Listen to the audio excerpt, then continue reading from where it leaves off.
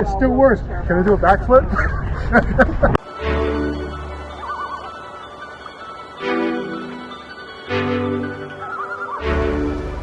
Welcome back, everybody. This is Henry. Back at Science World here, Falls Creek. A little misty day, so forgive the little bit of spitting of rain on the camera lens there. But yeah, we're back here. Last video that I made was over here at the Dragon Boat Center.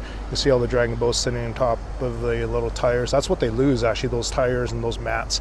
But yeah, we're gonna go down here and we're gonna do a little cleanup here at the public dock. The derelict boaters, like these guys here, they take their little row skiff. Oh, there's rowers in the water. They take their little skiff, they come over to this dock here, they go and then take your shopping cart or whatnot, go around, collect things,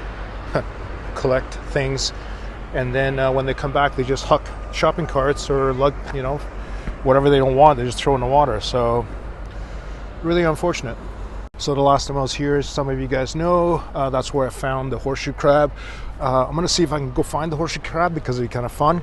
And I'm pretty sure it's dead. So we're going to go and see if we can find it. And if so, we're going to, I don't know, preserve it, like lacquer it, whatever, and then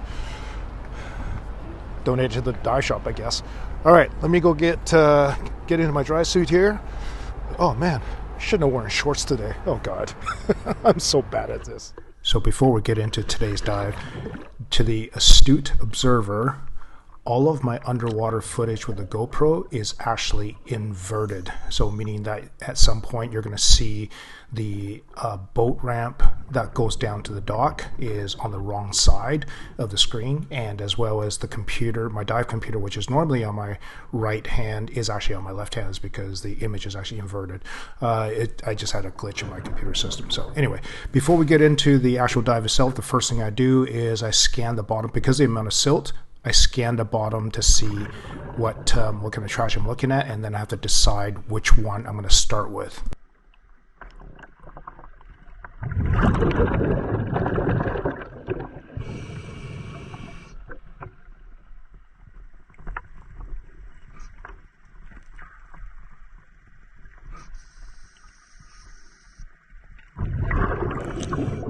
This particular dive here, I didn't use my lift bag for anything. I did have it with me, but I knew that I had the rope with the carabiner clipped off to it for surface support to pull everything up.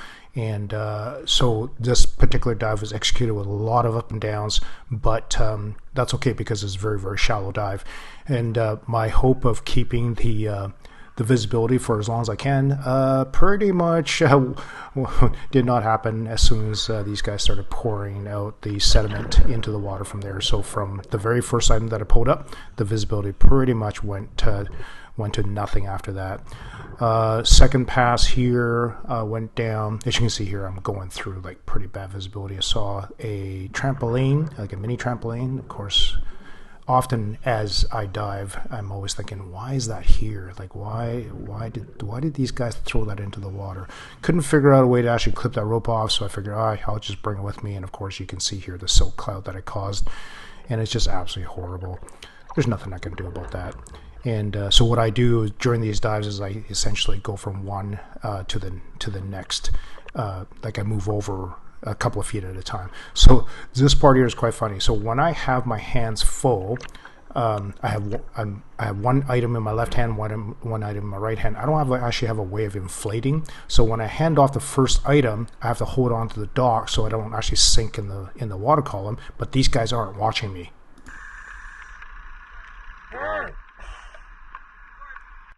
That little squawk there is actually me yelling through my regulator, trying to get the attention of somebody to come over to grab this thing out of my hand. And because I don't have a way of inflating myself to stay buoyant, so I'm actually sinking.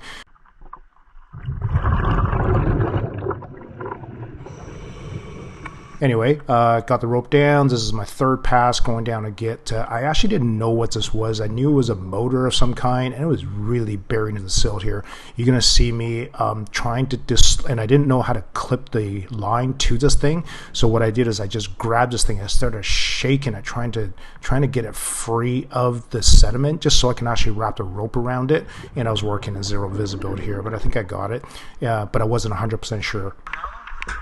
It's cinched around it because I can't see, but it's heavy.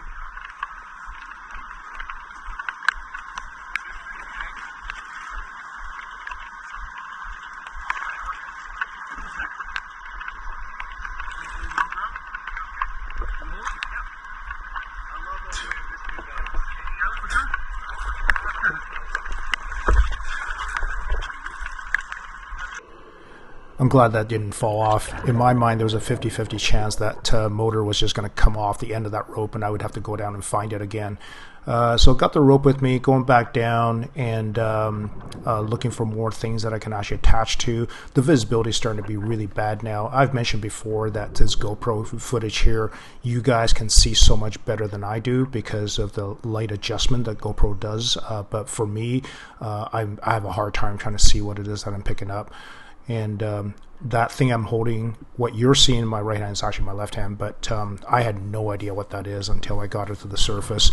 I picked up something else here. Again, I didn't even know what it was. I think in my left hand, you see there, again, my right hand, until I passed it up and then I realized that it was actually a fishing reel.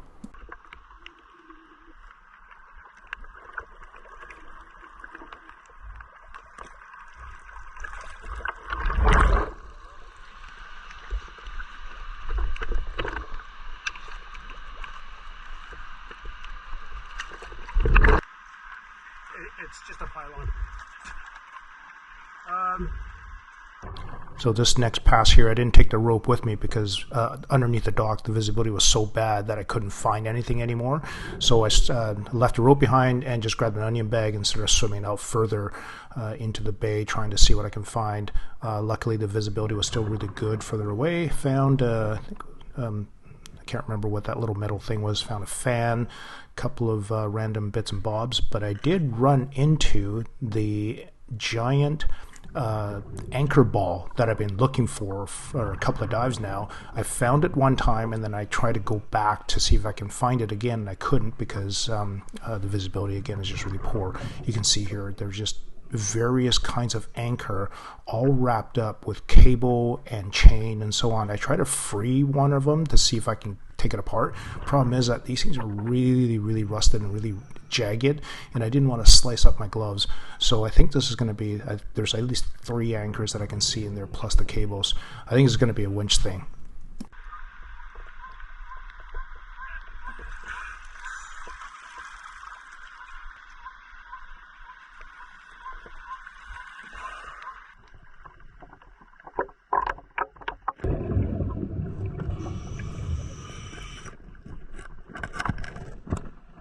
Excuse me.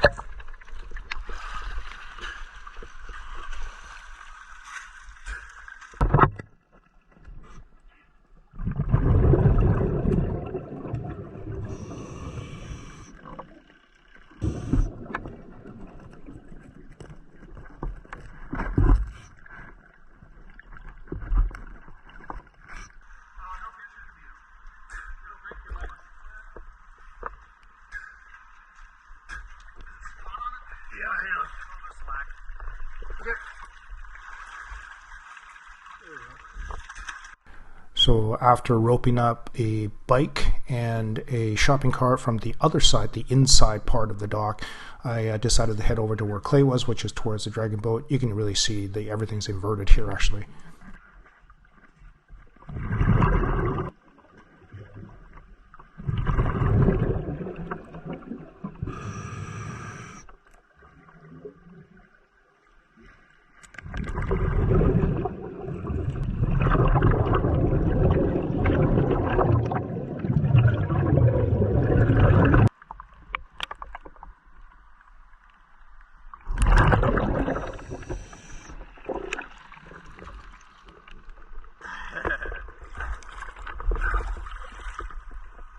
I think I made around 2 or 3 passes looking for this dead horseshoe crab carcass, but I couldn't find it because the visibility was super poor. But I did grab some radios and cell phones and so on from underneath this dock.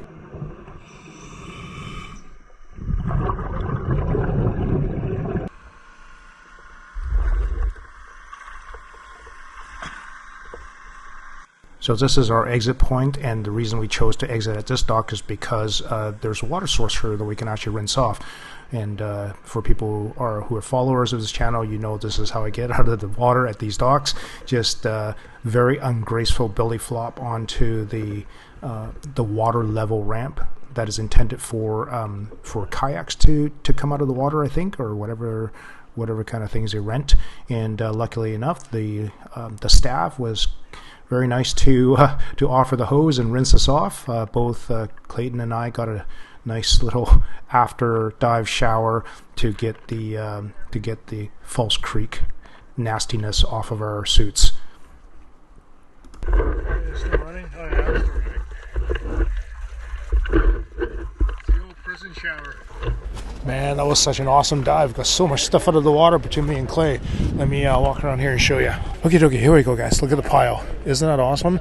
Okay, so we start from this side over here. We got like a really nice longboard, actually. Nice longboard. I've got lots of cell phones and radio. All those electronics actually came from underneath the Dragon Boat Center. Yeah, that's all. That's like one pass. Looking for that horseshoe crab. Got a whole bunch of phones. Half of it is Clayton's, actually. I got this motor out of the water, but Clayton beat me. He got the generator. That was kind of a hard lift. He got about half of the shopping carts. Look at that there. Clayton with his proud find. What the hell? Who throws a curved screen TV? Nice, like, what do you figure, 40-inch? Right. Lots of shopping carts there. I got one bike and he got the other. Lots of paddles, lots of boat cowlings. I got this trampoline out of the water. That's pretty awesome. Random, like, boat parts I kind of get. There's lots of pylons and things like that. Longboard could have shot off the... Thank you so much to my helpers here. Gordon from Hike and RV, as usual, just doing a hell of a bang-up job hauling things out for me. 3 or 4 city crew, man, some of the stuff like took 2 people on the ropes pulling them out of the water. I got a whole bunch of crap on my face, don't I? Anyway, the water's really dirty. All right, thank you so much for my Patreon supporters, and we'll see you in the next one. Man, I wasn't expecting, like, honestly, I didn't know what to expect on this one, but we got a lot of stuff. We're really, really happy with that. All right, you guys, thank you so much, and we'll see you in the next one.